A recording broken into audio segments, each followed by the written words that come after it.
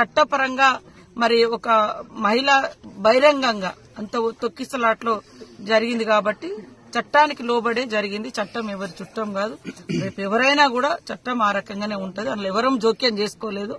కాబట్టి ఆయన మీద మాకేం కక్ష లేదు. చట్టపరంగా మరి ఒక మహిళ బహిరంగంగా అంత తొక్కిసలాట్లో జరిగింది కాబట్టి చట్టానికి లోబడే జరిగింది. చట్టం ఎవరి చుట్టం కాదు.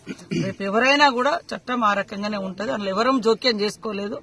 కాబట్టి ఆయన మీద మాకేం కక్ష లేదు. చట్టపరంగా మరి ఒక మహిళ బహిరంగంగా అంత తొక్కిసలాట్లో జరిగింది కాబట్టి చట్టానికి లోబడే జరిగింది. చట్టం ఎవరి చుట్టం కాదు.